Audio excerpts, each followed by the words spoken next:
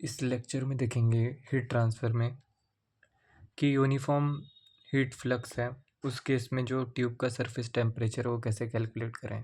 तो देखते हैं इस क्वेश्चन को, और इस टाइप के न्यूमेरिकल आएंगे तो उसे कैसे डील करेंगे।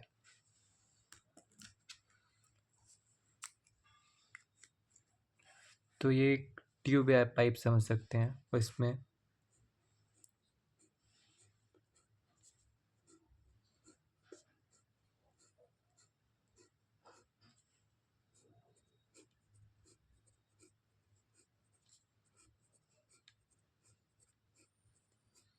तो ये यूनिफॉर्म फ्लक्स इसे दिया जा रहा है, मतलब हीट से अप्लाई हो रही है एट ए कांस्टेंट। तो ये किसका केस है?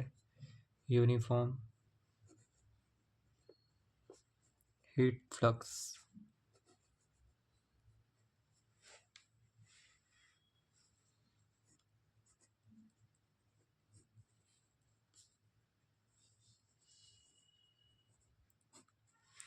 तो इधर पे हमें कैलकुलेट करना है जो सरफेस टेम्परेचर है, ये ट्यूब सरफेस टेम्परेचर।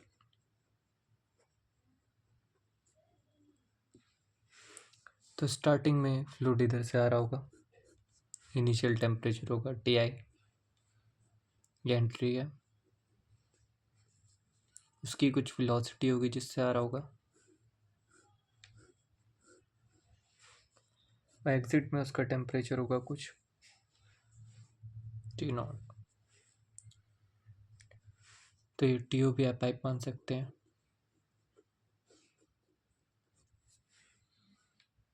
उसमें वेलोसिटी है उसकी v जो फ्लूइड फ्लो कर रहा है, और लेंथ पाइप की या ट्यूब की L है।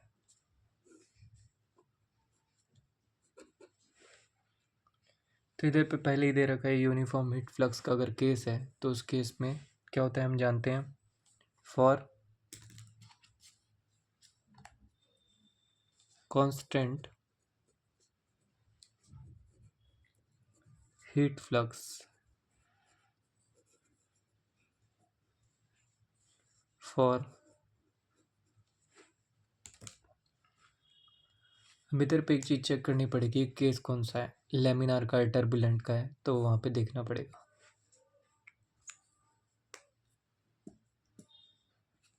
तो हम जानते हैं काइनेमेटिक विस्कोसिटी, थर्मल कंडक्टिविटी, ये फ्लूइड की प्रॉपर्टीज़ जो हैं ये हमें पता होनी चाहिए जो गिवन होंगी क्वेश्चन में। तो हम जानते हैं लेमिनार या टर्बुलेंट पता करना है तो कैसे पता कर सकते हैं, रेनॉल्ड नंबर से, raw we T by mu, या फिर वी डी बाय,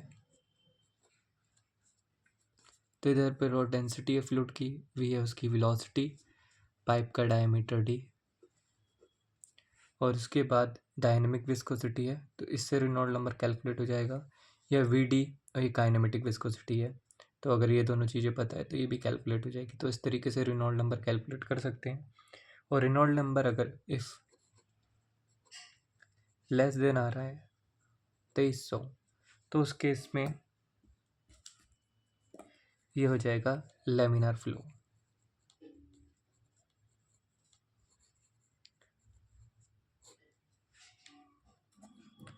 तो लेमिनार फ्लो ये हो जाएगा। तो constant heat flux for laminar flow के लिए हमें पता है जो नलसेट नंबर होता है वो किसके इक्वल होता है, 4.36। तो ये हम यूज़ कर सकते हैं।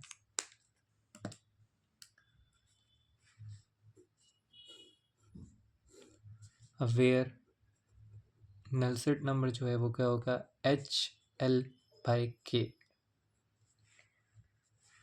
इसे D कर सकते हैं क्योंकि डायमीटर पाइप की बात करी जा रही है। प्लेट के केस या डिफरेंट केसेस के लिए वो चेंज हो सकता है, कैरेक्टरिस्टिक डायमेंशन वहाँ ली जाती है। इधर पे D है क्योंकि पाइप है, तो इधर पे इस तरीके से एच टी बाई के रख देंगे और ये हो जाएगा 4.36। तो ये प्रॉपर्टीज़ पता होंगी कि काइनेमेटिक विस्कोसिटी क्या है। जो इधर पे यूज़ हो जाएगा डायमीटर दिया होगा तो वो यूज़ हो जाएगा वेलोसिटी, उसका यूज़ करके रेनॉल्ड नंबर निकाल सकते हैं, वो पता चल जाएगा। अगर वो इससे कम आ रहा है तो ये लैमिनार का केस होगा। लैमिनार के केस के लिए इक्वेशन यूज़ कर सकते हैं, तो एच डी बाई के यूज़ कर सकते हैं। डायमीटर ये दिया होगा, H convective heat transfer coefficient निकालना है तो वो कैलकुलेट कर सकते हैं। ये थर्मल प्रॉपर्टीज़ हो गई, ये काइने मतलब थर्मल कंडक्टिविटी हो गई यहाँ पे ये। तो इसका यूज़ करके इधर से हम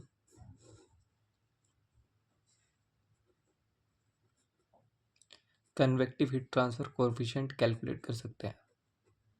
ये पैरामीटर्स गिवन होंगे, उनको पुट करके। उसके बाद हम जानते हैं वी नो दैट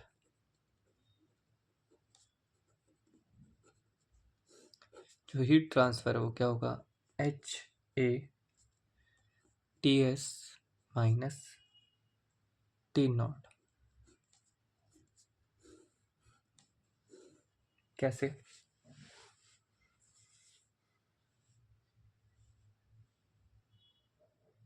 क्योंकि इधर पे हमें ये पूछा गया है कि जो टेम्परेचर ऑफ ट्यूब है वो एग्जिट पे बताना है, इसलिए एग्जिट वाला टेम्परेचर लिया है। तो इधर क्वेश्चन क्या है, the temperature of the tube at the exit. तो उधर पे ये बताना है कितना होगा सरफेस टेम्परेचर। तो वहाँ पे ये जो टेम्परेचर होगा वो ये वाला होगा और माइनस फाइनल टेम्परेचर जो ये होगा, ये दोनों चीज़ें होंगी। एच हम इधर से कैलकुलेट कर लेंगे। एरिया क्या हो जाएगा, एरिया कैसे निकालोगे? एरिया निकालने की इधर पे ज़रूरत है क्या, Q by A is equal to हो जाएगा एच, और यही तो हमारा फ्लक्स होता है। तो फ्लक्स तो हमें पता है कि कितना है, वो हम कैलकुलेट या क्वेश्चन में दिया होगा पहले से, तो वो वैल्यू पुट करेंगे, एच इधर से निकाल लेंगे। ये वाली वैल्यू जो है वो गिवन होगी क्वेश्चन में, तो सरफेस टेम्परेचर निकल जाएगा। इस तरीके से इसको सॉल्व कर सकते हैं। देन नेक्स्ट केस देखते हैं और क्या पॉसिबल है। तो इधर पे ये है थिन फॉल ट्यूब जिसका डायमीटर डी और लेंथ एल है।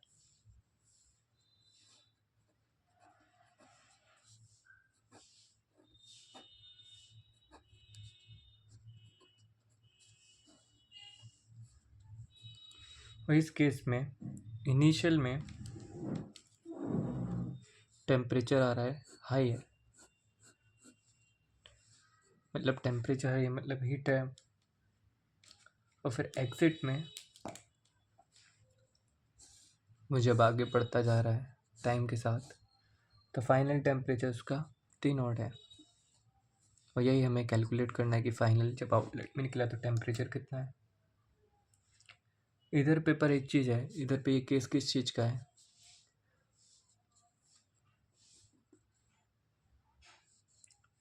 The tube wall maintained at constant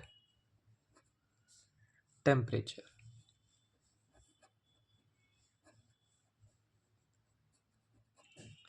तो ये ट्यूब की जो वॉल है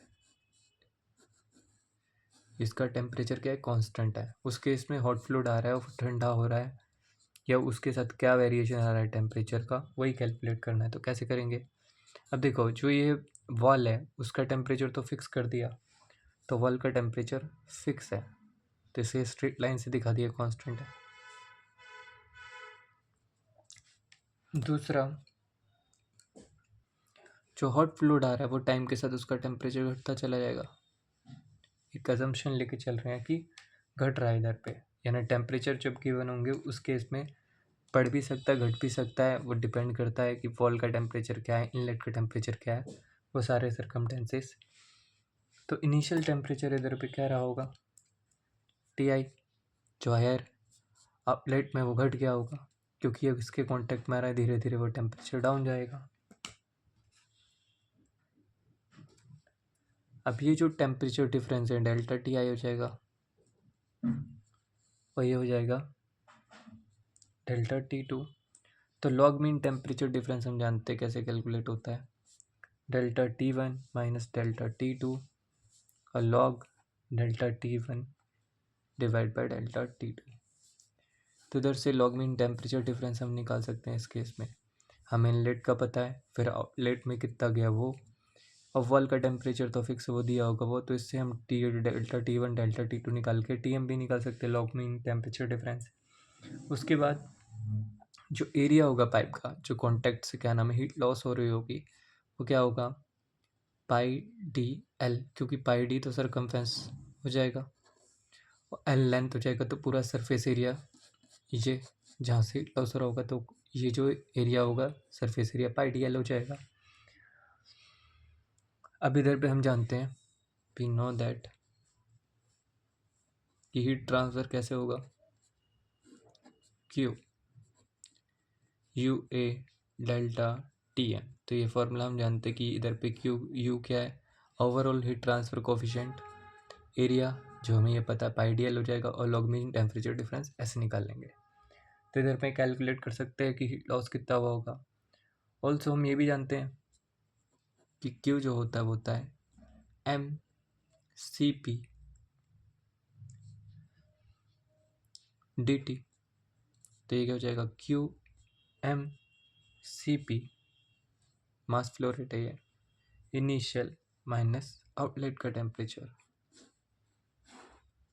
तो ये दो इक्वेशन बन सकती हैं, तो इसे मान लेते हैं फर्स्ट और इसे मान लेते हैं सेकंड। उसके बाद हम फ्रॉम फर्स्ट एंड सेकंड ये लिख सकते हैं, क्यू जो होगा वो होगा U A delta T M is equal to M C P T one minus T not.